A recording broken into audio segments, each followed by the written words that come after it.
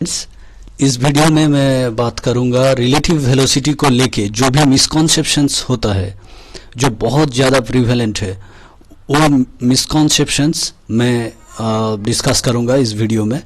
और इस मिसकॉन्सेप्शंस को मैं 3 पॉइंट्स में डिस्कस करूंगा। मिसकॉन्सेप्शन नंबर वन कैसे और क्या मिसकॉन्सेप्शन है ये मैं बताऊंगा। देखिए, आपका जो मोशन का चैप्टर है, इस चैप्टर में पहले आपको पोजीशन क्या है, कैसे पोजीशन डिफाइन किया जाता है, ये सब चीज़ बताया जाता है। उसमें उसके बाद डिस्टेंस ट्रैवल्ड, डिस्प्लेसमेंट, फिर वेलोसिटी, स्पीड, ये सब चीज़ बताया जाता है। फिर what is acceleration and then kinematic equations. Then finally आपको रिलेटिव वेलोसिटी नाम का एक सब हेडिंग देके रिलेटिव वेलोसिटी पढ़ाया जाता है। ठीक है, तो इसमें प्रॉब्लम है, इसके वजह से आप लोगों का कंफ्यूजन होता है। आपको लगता है वेलोसिटी और relative velocity they are not exactly same thing. आपको ऐसा नहीं लगता है कि वेलोसिटी खुद ही रिलेटिव है, ये खुद रिलेटिव है। ठीक है, इसलिए सेपरेटली एक सब हेडिंग बना के रिलेटिव वेलोसिटी जब पढ़ाने लगता है कोई भी, तो इसमें मिसकॉन्सेप्शन हो जाता है। आपको लगता है कि वेलोसिटी का एक पार्ट है relative velocity, but this is not true.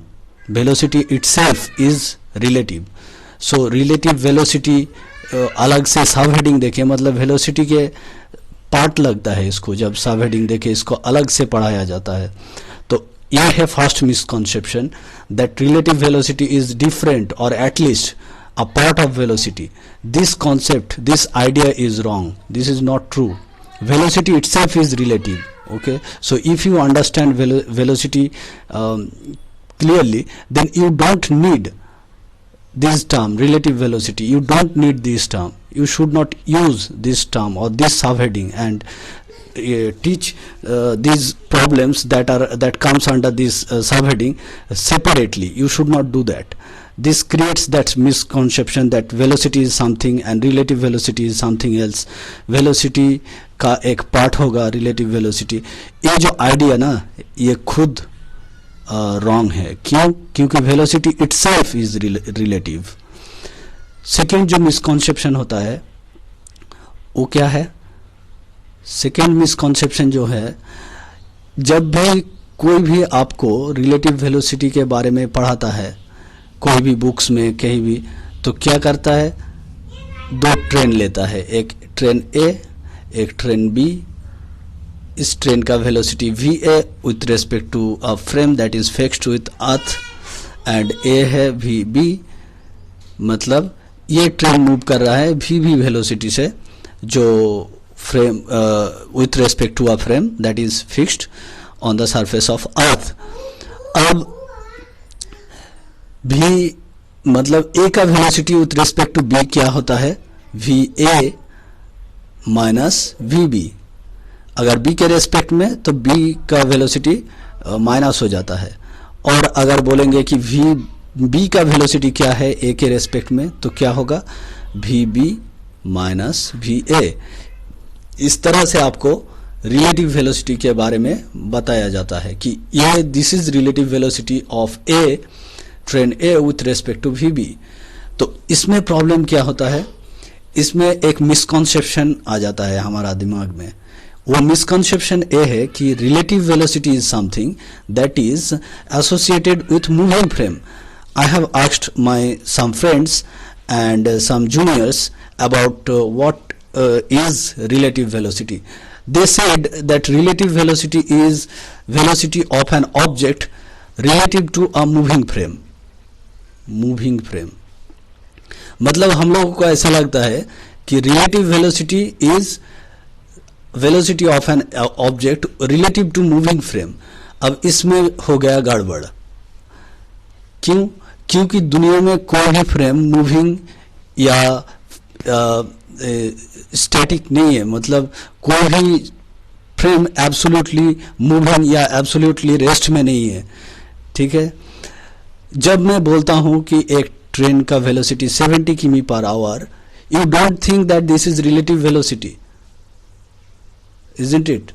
अर्थ जो ए है relative to earth surface, isn't it? So this is also relative velocity. If you think deeply, you can understand that earth is also moving, isn't it? Everything is moving in the universe with respect to something. It is actually rest or motion is itself is relative term.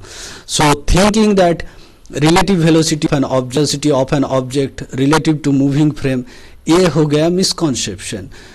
अब जब ऐसे बोलते हैं तो आपको ये समझ में नहीं आता है कि velocity itself is relative to something, isn't it? और जो समथिंग है that is moving relative, that is not rest, not in rest और in motion absolutely, isn't it? So ये कॉन्सेप्ट भी गलत हो जाता है. अब चलिए तीसरा जो गलती हम लोग करते हैं उसमें, तीसरा गलती क्यों होता है मैं वो आपको, और क्या है वो मैं आपको बताता हूँ. देखिए ये जो एग्जांपल दिया वही फिर से मैं देता हूँ. ये है ट्रेन ए, इसका वेलोसिटी है वी ए. ये है ट्रेन बी, इसका वेलोसिटी है वी वी. अब जब बुक्स में लिखता है कि ए ट्रेन का वेलोसिटी बी ट्रेन से लगता, seems, this term is used in NCERT also. लगता है कि VA माइनस VB, ठीक है? लगता है seems, looks like. और बंगाली में हम लोग बोलते हैं कि आपातदृष्टिते मने হয়. अब जब इस तरह का टर्म यूज करते हैं कि ट्रेन ए का वेलोसिटी बी से लगता है V A minus V B, तो ए क्रिएट करता है मिसकॉन्सेप्शन. लगता है जब अब यूज करते हैं तो आपको मतलब समझ में ऐसा आएगा कि ये सीम्स जो टर्म है, it seems but it is not really true. Okay, it looks like but it is not true. ऐसा फीलिंग आता है, ऐसा मतलब कॉन्सेप्ट बिल्ड हो जाता है हमारा दिमाग में, ऐसा आइडिया आ जाता है कि it seems but it is not true.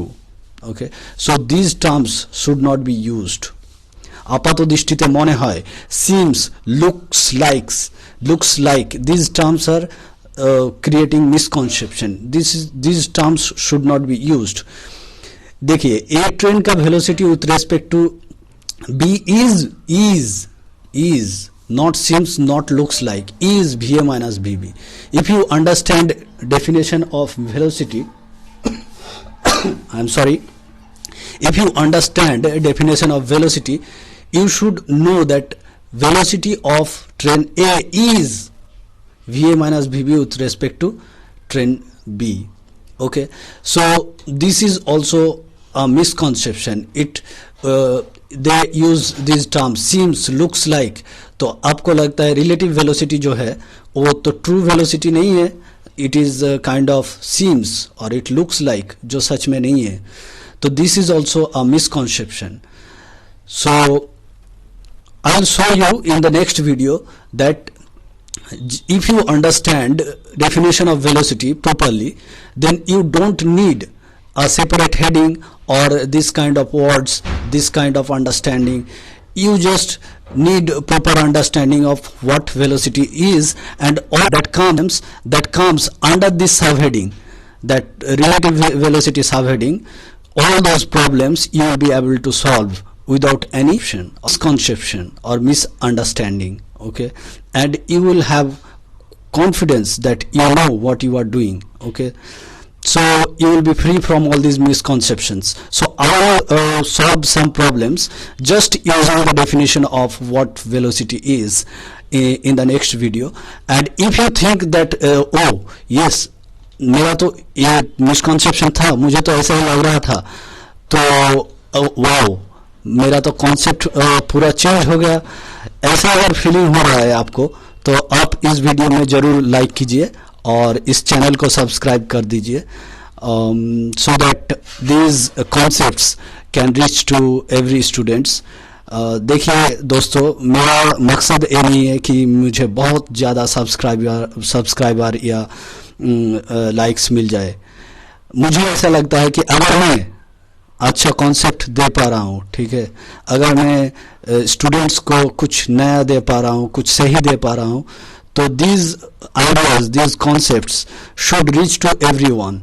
Okay, this is my moral duty to reach to everyone and eliminate their misconceptions. I feel like that, I enjoy this. So मुझे लगता है कि अगर मैं सही पढ़ाता हूँ, अगर मैं अच्छा कॉन्सेप्ट दे पाता हूँ या दे पाऊंगा, तभी मुझे सबके पास मतलब रीच करना चाहिए, अदरवाइज आई शुड नॉट.